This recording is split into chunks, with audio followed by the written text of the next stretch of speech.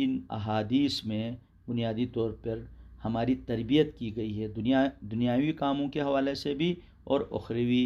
ज़ाहिर है इस दुनिया के अंदर जो है हम मेहनत करेंगे, इन बातों का ख्याल रखेंगे और इन्हें अडॉप्ट करेंगे, इन्हें अपनाएंगे तो हमारा मकाम व मर्तबा बुलंद होगा। इसी तरीके से पूछा गया अल्लाह के प्यारे नबी सल्लल्लाहु अलैहि वसल्लम से, तो ईमान क्या है?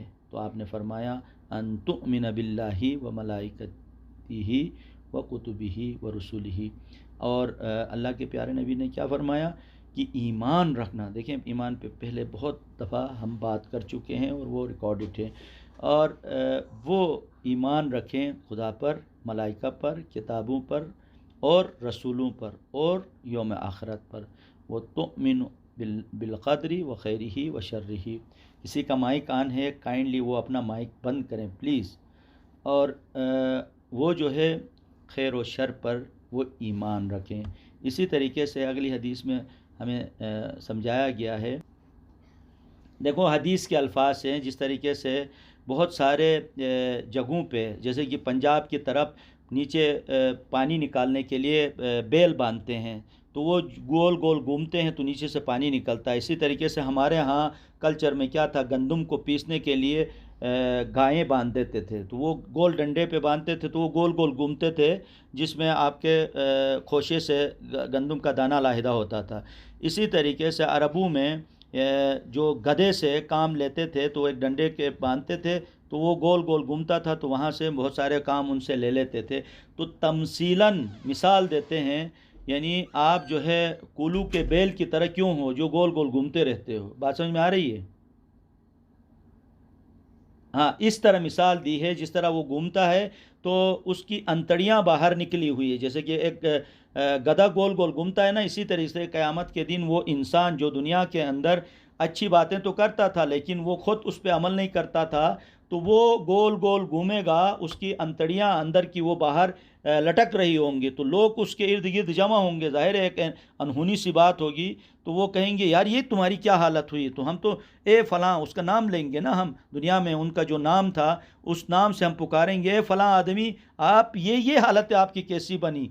तो वो कहे वो कहेंगे कि बिल्कुल आप सही कह रहे हैं, मैं वही बंदा हूँ, मैं आप लोगों को अच्छी अच्छी बातों का हुक्म देता था लेकिन मैं उस पर ख़ुद अमल नहीं करता था। आज मेरी उस आदत की वजह से ये हालत बनी हुई है। अब क्लियर हो गई बात? हाँ, तो इसलिए मैं ये कह रहा था पहले भी, ज़ाहिर है आप बीच में ये चीज़ें आप नोट करके रखो। बाद में जब ये हिस्सा हम कंप्लीट करेंगे ना, उसके बाद फिर आपके जहन में वो पॉइंट्स होंगे। मैं जल्दी जल्दी आगे बढ़ रहा हूँ, वो पॉइंट्स आपको जहन में बिठाने के लिए मैं आगे बढ़ रहा हूँ, वरना तो आपके रिटन में वो सब चीज़ें मौजूद हैं। तो अब हम अगला जो हिस्सा है वो हिस्सा ये है कि जब अल्लाह के नबी सल्लल्लाहु अलैहि वसल्लम ज़ाहिर है क़ाल समिअतु रसूलुल्लाह सल्लल्लाहु अलैहि वसल्लम, अल्लाह के रसूल सल्लल्लाहु अलैहि वसल्लम से हमने सुना, यक़ूल वो फरमाते थे कि ईमान का जायका उस शख्स ने चखा, यानी ईमान का जायका उस शख्स ने चखा जो इस बात पे राज़ी हुआ कि खुदा अल्लाह उनका रब है, इस्लाम उनका दीन है, मोहम्मद सल्लल्लाहु अलैहि वसल्लम उनके रसूल। इस बात से राज़ी होना, एक तो आप कहते हैं ला इलाहा इल्लल्लाह मुहम्मद रसूलुल्लाह, एक आप उस पर अमल करते हैं, उस पर यकीन रखते हैं, उस पर राज़ी होते हैं। ठीक है, कहीं पे भी कोई काम होता है, मैं मिसाल देता हूँ कि कहीं पे आपको कोई रिश्वत मिलती है, अब आप सोचते हैं यार कोई देखने वाला ही नहीं है, ठीक है, मैं आराम से ये पैसे उठा सकता हूँ। उसी लम्हे ख्याल आता है लोग देखें या ना देखें, मेरा खुदा तो देखता है। ठीक है, आपको इस बात पे यकीन है तो आप चाहे अकेले हों चाहे सबके सामने हो, वो काम आप नहीं करेंगे, क्योंकि आप इस बात पे राज़ी हैं खुदा मेरा रब है। और अल्लाह, जब आप ये ऐलान करते हैं अल्लाह मेरा रब है, तो रब का मतलब क्या है? हम वक्त हर जगह, जो कोई सामने हो या ना हो, खुदा हाजिर व नाजिर है। ठीक है, तो इससे आप बुराई से पीछे हटते हैं। ज़ाहिर है इतने आसान चीज़ें हैं, हम स्पीड से आगे बढ़ रहे हैं कि देखें अल्लाह के प्यारे नबी सल्लल्लाहु अलैहि वसल्लम क्या फरमाते हैं, वल्लज़ी नफ्सी बियदिही ला युमिनु, उस खुदा की कसम जिसके कब्ज़े कुदरत में मेरी जान है, ला युमिनु अब्दुन हत्ता युहिब, यानी यहाँ तक कि वो उस शख्स को जो उसे चाहता है, ठीक है, वो चीज़ जो अपने लिए पसंद करता है वो सेम इसी तरीके से युहिब्बु ली अखीही, अपने भाई के लिए वो पसंद ना करे, वो मोमिन हो ही नहीं सकता है। ठीक है, तो इसका मतलब क्या है, जो चीज़ आपके लिए अच्छी लगती है वो एज़ इट इज़ अपने मोमिन भाई के लिए आप पसंद करें, आपको वो चीज़ अच्छी लगनी चाहिए। आप अपने लिए कुछ और चाहते हैं, दूसरे के लिए बुरा चाहते हैं, वो कभी भी मोमिन नहीं हो सकता। मोमिन का मतलब क्या है, जो अपने लिए चाहता है सेम इसी तरीके से दूसरे के लिए भी चाहे। ठीक है, आगे ले अल्लाह के प्यारे नबी सल्लल्लाहु अलैहि वसल्लम क्या फरमाते हैं कि आप देखोगे मोमिनीन को आपस में वो रहमदिली से पेश आएंगे, आपस में वो बाहमी मोहब्बत से पेश आएंगे, ठीक है, शफ़क़त से पेश आएंगे। उनकी मिसाल ऐसी है जैसे कि जिस्म की मानंद, जिस तरीके से हाथ में थोड़ी सी तकलीफ़ हो तो पूरा जिस्म महसूस करता है, आँख में तकलीफ़ हो पूरा जिस्म महसूस करता है। ऐसा नहीं आपकी अंगुली में तकलीफ़ हो तो आपका दूसरे आज़ा जो है सलामत हो, ठीक है, वो अंगुली की तकलीफ़ पूरा जिस्म महसूस करता है। तो अल्लाह के प्यारे नबी सल्लल्लाहु अलैहि वसल्लम ने हमें बताया, तुम वाकई खुदा और रसूल पर ईमान रखते हो तो उसकी पहली निशानी ये है, कहीं पे भी कोई भी तकलीफ़ में हो आप तकलीफ़ महसूस करें।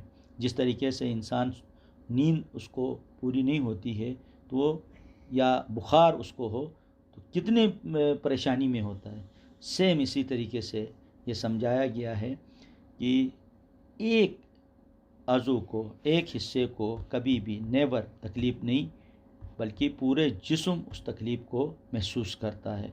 तो हमें बहैसियत मुसलमान एक दूसरे के साथ इस अंदाज में जुड़े रहना चाहिए, उनकी तकलीफ़ को तकलीफ़ हम समझें, उनकी मुसीबत को मुसीबत, उसमें जस्टिफिकेशन ना हो, ठीक है, खांचे ना हो, ठीक है।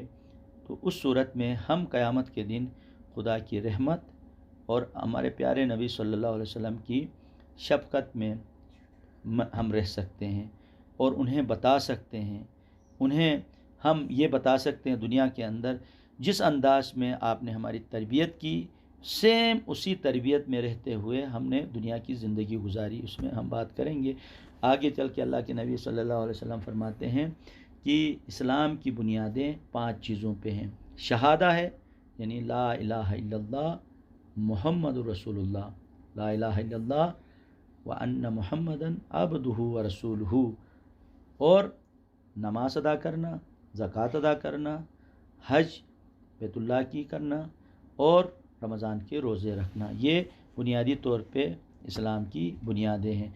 और साथ साथ अल्लाह के नबी सल्लल्लाहु अलैहि वसल्लम फरमाते हैं कि जब तुम बुराई को देखो तो आप उसको हाथ से रोको, और उसी तरीके से जब आप उसकी कुदरत नहीं रखते हैं तो अपनी ज़बान से रोको, उसकी भी कुदरत नहीं रखते हैं तो कम से कम दिल से उस बुराई की को आप बुराई को बुरा मानो। ये अज़अफ़ुल ईमान, ये ईमान का कमज़ोर तरीन हिस्सा है।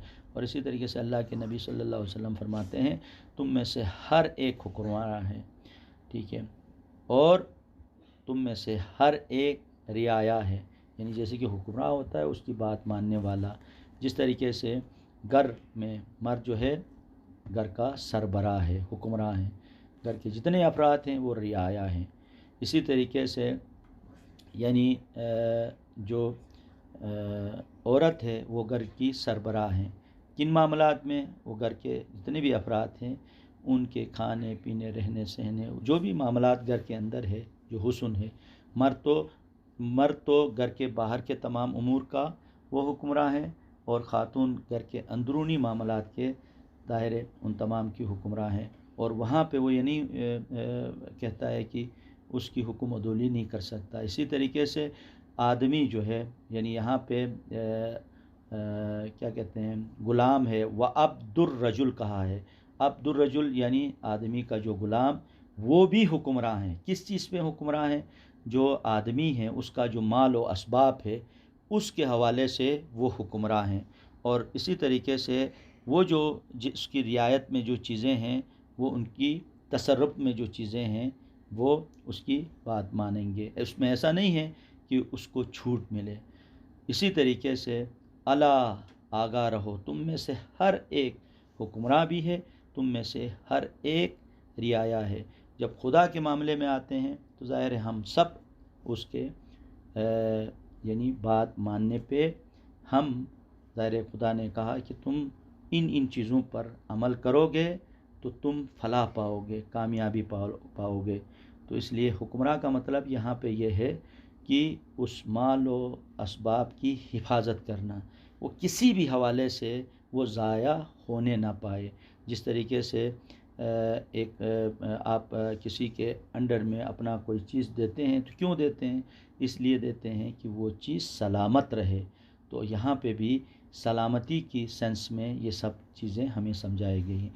अब तक जो 20 अहादीस हम पढ़ चुके हैं, इसमें अब आप से मैं गुजारिश करूँगा कि कोई भी एक एक होके, आपने नोट किया है ज़ाहिर है, तो उसमें से एक एक बात करें ताकि हम उस बात को आगे लेके बढ़ सकें।